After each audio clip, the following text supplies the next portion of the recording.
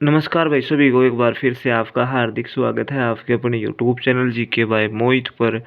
आज की वीडियो में भाई अपनी जो सीरीज चल रही थी प्राचीन भारत का इतिहास एसएससी घटना चक्कर वाली बुक से, उसमें भाई हम आज गुप्त काल के बारे में पढ़ेंगे।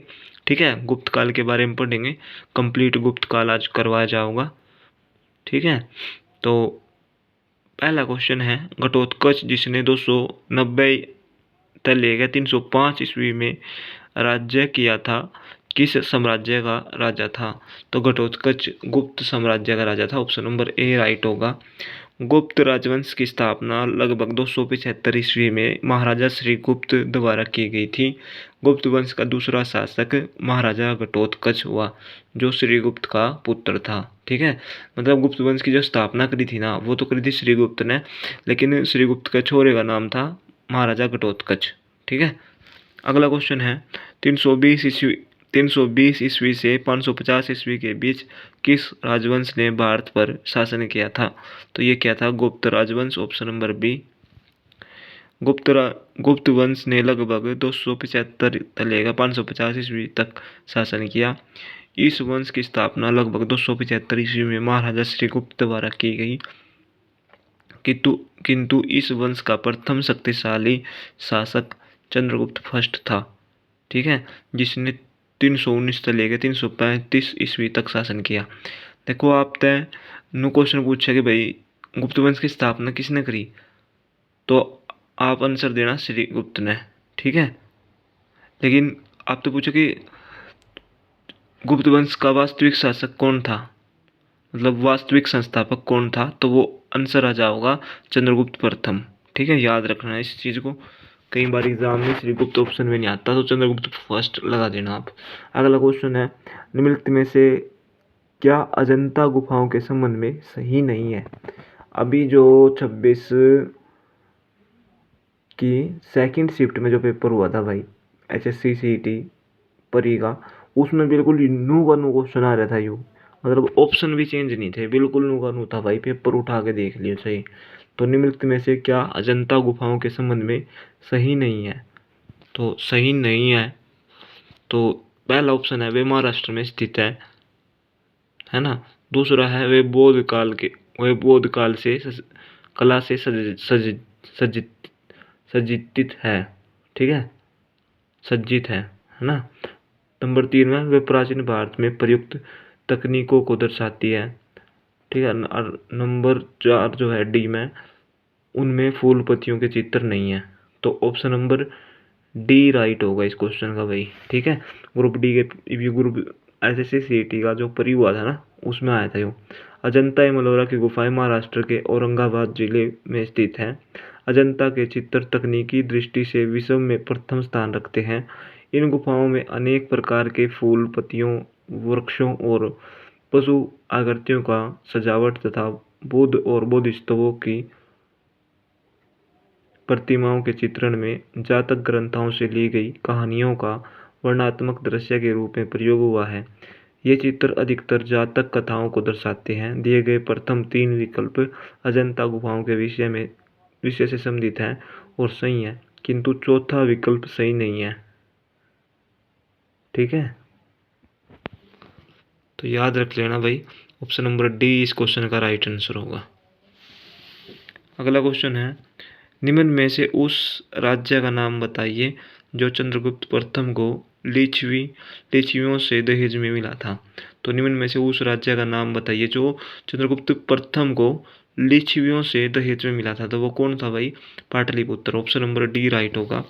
पाटलिपुत्र राज्य चंद्रगुप्त प्रथम को लिच्छवियों से दहेज में मिला था। चंद्रगुप्त प्रथम ने लिच्छवी राजकुमारी कुमार देवी से विवाह किया था। ठीक है, अगला क्वेश्चन देख लेते हैं, अलाहाबाद शतम के शिलालेख में किसकी उपलब्धियां वर्णित हैं? तो ये है समुद्रगुप्त की। ऑप्शन नंबर सी राइट होगा। अलाहाबाद शतम के शिलालेख में समुद्रगुप्त 335 से लेकर 375 ईस्वी की उपलब्धियों का वर्णन है। इनकी रचना समुद्रगुप्त के संधिवृह हरिसेन ने की थी। ठीक है, इस शतम लेख की प्रारंभिक पंक्तियां पद्यात्मक और बाद की गद्यात्मक है। यह संस्कृत की चंपू शैली का सुंदर उदाहरण है। तो याद रख लेना, इलाहाबाद स्तंभ के शिलालेख में किसकी उपलब्धियां वर्णित हैं, मतलब किसके बारे में लिख रखा है, वो समुद्रगुप्त के बारे में लिख रखा। और किसने लिखा था, हरिसेन ने लिखा था। ठीक है, इसका दरबारी कवि था यो। ठीक है भाई। और इसकी जो संस्कृत की जो चंपू शैली का संस्कृत की चंपू शैली में लिख रखा है यो। ठीक है, इतनी बात ध्यान रख लेना। अगला क्वेश्चन है, इलाहाबाद में समुद्रगुप्त की प्रशस्ति कविता या गद्य के रूप में लिखी गई प्रशस्ति जो आमतौर पर राजकवि द्वारा लिखित होती है, किसने लिखी। तो ये किसने लिखी थी, अभी पढ़ा था हमने, ये लिखी थी आपके हरिसेन ने। ऑप्शन नंबर बी राइट होगा। अगला क्वेश्चन है, किस स्तंभ शिलालेख में समुद्रगुप्त की उपलब्धियां अभिलिखित की गई हैं, जो अपनी विजयों के लिए नेपोलियन ऑफ इंडिया के नाम से जाने जाते थे। तो ऑप्शन नंबर डी राइट होगा, इलाहाबाद स्तंभ। जो इलाहाबाद या इलाहाबाद स्तंभ अभिलेख है ना, उसमें समुद्रगुप्त की उपलब्धि के बारे में लिख रहा है, विजय के बारे में लिख रहा है। इन्हीं विजयों के कारण इसको भारत का नेपोलियन कहा जाता है। ठीक है, तो ऑप्शन नंबर डी राइट होगा। इलाहाबाद स्तंभ शिलालेख में समुद्रगुप्त की उपलब्धियां अभिलिखित की गई हैं। इस स्तंभ पर समुद्रगुप्त के संधि विग्रहिक हरिसेन ने संस्कृत भाषा में प्रशंसात्मक वर्णन प्रस्तुत किया है। संस्कृत भाषा का प्रयाग संस्कृत भाषा में लिखी थी भाई इसने, हरिसेन ने, यहाँ जिसे प्रयाग प्रशस्ति कहा गया है। इसमें समुद्रगुप्त की विजयों का उल्लेख है। इतिहासकार विंसेंट स्मिथ ने समुद्रगुप्त की वीरता और विजयों पर मुग्ध होकर उसे भारत का नेपोलियन की संज्ञा दी थी। तो समुद्रगुप्त को भारत का नेपोलियन किसने कहा था, विंसेंट स्मिथ ने। विंसेंट स्मिथ, याद रख लेना भाई। निम्नलिखित में से किस शासक को भारत का नेपोलियन कहा जाता है। तो किसको कहा जाता है भाई, समुद्रगुप्त को। ठीक है। आर्यभट्ट और कालिदास किस गुप्त शासक के दरबार में थे। तो ये किसके शासक में थे, किसके दरबार में थे भाई, आर्यभट्ट और कालिदास किस गुप्त शासक के दरबार में थे। तो किसके दरबार में थे ये, चंद्रगुप्त द्वितीय। ऑप्शन नंबर बी राइट होगा। चंद्रगुप्त द्वितीय सवै विद्वान था और विद्वानों का आश्रयदाता था। उसके समय में पाटलिपुत्र और उज्जैनी विद्या के प्रमुख केंद्र थे। अनुश्रुति के अनुसार चंद्रगुप्त द्वितीय के दरबार में 9 विद्वानों की एक मंडली निवास करती थी, जिसे नवरत्न। चंद्रगुप्त द्वितीय के दरबार में ना भाई 9 रत्न थे। ठीक है, क्वेश्चन आ सका पेपर में। नवरत्न कहा जाता था। कालिदास चंद्रगुप्त द्वितीय के राज दरबारी कवियों में प्रमुख थे। ठीक है। आर्यभट्ट गुप्त शासनकाल में के महान गणितज्ञ थे। उन्हें भी चंद्रगुप्त द्वितीय का संरक्षण प्राप्त था। आर्यभट्ट ने दशमलव स्थानिक मान की खोज की थी। ठीक है। अगला क्वेश्चन है, निम्नलिखित में से किस अभिलेख शिलालेख में सती प्रथा का प्राचीनतम संदर्भ मिलता है। मतलब जो सती प्रथा है उसका जो उल्लेख हमने कहाँ देखने मिला है, भानुगुप्त का एरन शिलालेख। ऑप्शन नंबर बी राइट होगा। ठीक है। सती प्रथा का प्राचीनतम प्रथम अभिलिखित साक्ष्य भानुगुप्त के एरन अभिलेख से प्राप्त हुआ है। यह अभिलेख 510 ईस्वी का है, जिसमें गोपराज नामक सेनापति की स्त्री के सती होने का उल्लेख है। प्रथम हूण आक्रमण कब हुआ था। तो ये कब हुआ था भाई, 458 ईस्वी। हूणों का प्रथम आक्रमण लगभग 458 ईस्वी में स्कंदगुप्त के शासनकाल में हुआ। ठीक है भाई, 458 ईस्वी में हूणों का आक्रमण हुआ था। वो भी किसके काल में, स्कंदगुप्त के शासनकाल में हुआ। हूण स्कंदगुप्त के हाथों बुरी तरह पराजित हुए। ठीक है, स्कंदगुप्त जीत गया था। यह आक्रमण एक दावा मात्र रहा और देश के ऊपर इसका कोई तत्कालिक प्रभाव नहीं पड़ा, किंतु परोक्ष रूप से इसने गुप्त साम्राज्य के पतन की गति को तेज कर दिया। ठीक है भाई। अगला क्वेश्चन है, गुप्त वंश के अंतिम स्वीकृत सम्राट डैश थे। तो गुप्त वंश का अंतिम राजा कौन था भाई, Vishnugupta. Option number B right होगा। गुप्त वंश का अंतिम स्वीकृत सम्राट विष्णुगुप्त था। वह कुमारगुप्त तृतीय का पुत्र था। ठीक है भाई। अगले क्वेश्चन की तरफ बढ़ते हैं, किस साम्राज्य को हिंदुत्व का स्वर्ण युग माना जाता है? तो ये माना जाता है गुप्त साम्राज्य को। ऑप्शन नंबर सी राइट होगा।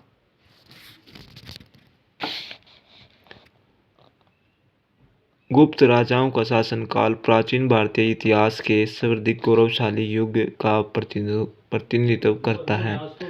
वस्तुतः इस समय सभ्यता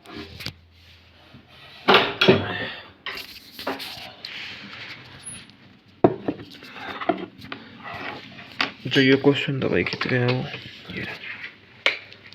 किस साम्राज्य को हिंदुत्व का स्वर्ण युग माना जाता है? तो ये माना जाता है गुप्त को। ऑप्शन नंबर सी राइट होगा। ये बीच में भाई इसकी डिटेल देख लेते हैं। गुप्त राजाओं का शासन काल प्राचीन भारत इतिहास के सर्वाधिक गौरवशाली युग का प्रतिनिधित्व करता है। वस्तुतः इस समय सभ्यता और संस्कृति के प्रत्येक क्षेत्र में अभूतपूर्व प्रगति हुई। भारतीय संस्कृति के विकास को पूर्णता प्राप्त हुई। गुप्त युग की सर्वतोमुखी प्रगति को देखते हुए विद्वानों ने इस काल को हिंदू संस्कृति के स्वर्ण युग अथवा क्लासिकल युग की संज्ञा से अभिहित किया है। मतलब गुप्त काल का स्वर्ण काल किसको कहा जाता है? गुप्त साम्राज्य को। अगला क्वेश्चन है, भारत के इतिहास में किसके शासनकाल को भारत का स्वर्णिम युग कहा जाता है? वही है भाई ऑप्शन नंबर सी गुप्त साम्राज्य। गुप्त शासकों ने डैश के नाम का जुर्माना लगाया था, जो हल रखने वाले प्रत्येक कृषक द्वारा भुगतान किया जाना वाला एक हल कर था। तो ये कौन सा कर था भाई? हल्वी कर।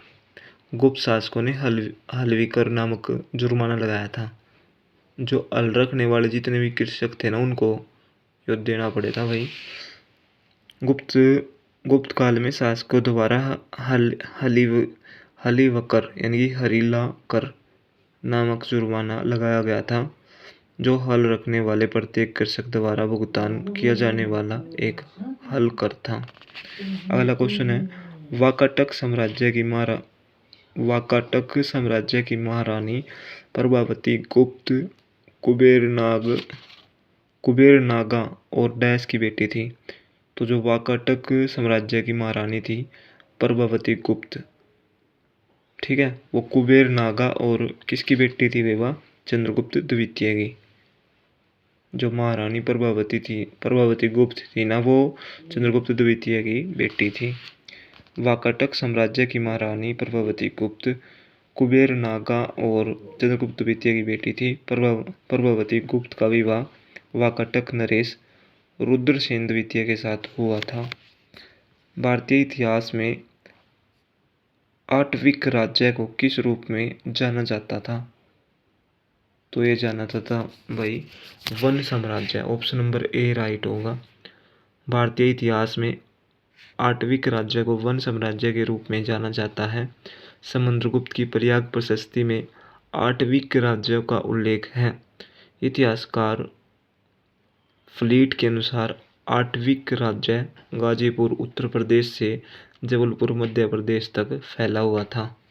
अगला क्वेश्चन है, उस भारतीय राज्य की पहचान करें जिसे महाकाव्य काल में प्रयाग ज्योतिष के रूप में जाना जाता है। तो यह है भाई Assam. Option number C right होगा। भारतीय राज्य असम महाकाव्य काल में प्रयाग ज्योतिष के नाम से जाना जाता था। कालांतर में इसका नाम कामरूप पड़ा। ठीक है, कामरूप भी असम का ही नाम है। कामरूप राज्य का सबसे पुराना उदाहरण इलाहाबाद प्रयागराज में समुद्रगुप्त के शिलालेख से मिलता है। इस शिलालेख में कामरूप का वर्णन ऐसे सीमावर्ती देशों के रूप में मिलता है जो गुप्त साम्राज्य के अधीन था और गुप्त साम्राज्य के साथ इस राज्य के मैत्रीपूर्ण संबंध थे। अगला क्वेश्चन है, भारत के किस क्षेत्र में कामरूप एक प्राचीन नाम है? तो यह है भाई असम में। महाभारत में असम को म्लेच्छों और असुरों की भूमि अथवा अनार्य देशों के रूप में वर्णित किया गया है। महाभारत काल में इस प्रदेश का उल्लेख प्रयाग ज्योतिष के रूप में किया गया। पुराणों में इसका उल्लेख कामरूप नाम से किया गया है। तो याद रख लेना भाई, असम इसका राइट आंसर होगा। अगला क्वेश्चन है, गुप्त काल का प्रसिद्ध दशावतार मंदिर जिसे उत्तर भारत के प्राचीनतम पंचायतन मंदिरों में से एक माना जाता है, डैश में स्थित है। तो ये दशावतार मंदिर कहाँ पर है? दशावतार मंदिर, गुप्त काल का प्रसिद्ध दशावतार मंदिर कहाँ पर स्थित है? ये Deogarh, option number C right होगा। गुप्त काल का प्रसिद्ध दशावतार मंदिर जिसे उत्तर भारत के प्राचीनतम पंचायतन मंदिरों में से एक माना जाता है, देवगढ़ उत्तर प्रदेश में स्थित है। देवगढ़ बेतवा नदी के तट पर ललितपुर जिले में स्थित है। ठीक है, यह मंदिर भगवान विष्णु को समर्पित है, भगवान विष्णु से संबंधित है। अगला क्वेश्चन है, डैश प्रारंभिक 8वीं सदी के दौरान भारत के एक दार्शनिक और धर्मशास्त्री थे जिन्हें अद्वैत वेदांत के सिद्धांत को समेकित किया था। तो ये थे भाई आपके आदि शंकराचार्य। प्राचीन भारत के दार्शनिक एवं धर्माचार्यों में शंकराचार्य का नाम अग्रणी है। उनका जन्म केरल प्रांत के कालड़ी नामक ग्राम में 788 ईस्वी में हुआ था। शंकराचार्य का मत अद्वैतवाद के नाम से विख्यात है। यह उपनिषदों के बहुत निकट है। शंकराचार्य द्वारा स्थापित 4 मठ वर्तमान में भी हिंदू धर्म के पंथ प्रदर्शक माने जाते हैं। जिसने 4 मठ स्थापित करे थे, इनका विवरण इस प्रकार है। श्रृंगेरी मठ कर्नाटक में, कर्नाटक यानी कि दक्षिण में, द्वारका गुजरात में यानी कि पश्चिम में, पुरी उड़ीसा पूर्व में, तथा जोशी मठ उत्तराखंड उत्तर में। ठीक है, ये इसने आदि शंकराचार्य ने ये मठ स्थापित करे थे भाई। अगला क्वेश्चन है, निम्न में से किसने वैशेषिक दर्शन का मूल पाठ लिया है? तो ये लिया है कणाद, ऑप्शन नंबर सी। तो वैशेषिक दर्शन का मूल पाठ कणाद ने लिखा है। ठीक है, यहाँ पे क्वेश्चन था, निम्न में से किसने वैशेषिक दर्शन का मूल पाठ लिखा है? तो किसने लिखा है? Kanada, option number C. Vaisheshika दर्शन का मूल पाठ कणाद ने लिखा है। यह एक भारतीय दर्शन है। यह एक स्वतंत्र भौतिक विज्ञानवादी दर्शन है। तो ये था भाई गुप्त साम्राज्य। ठीक है, इसके बाद हम पढ़ेंगे गुप्तोत्तर काल, जो कल पढ़ेंगे। तो वीडियो बढ़िया लगे तो शेयर कर दियो। जय हिंद।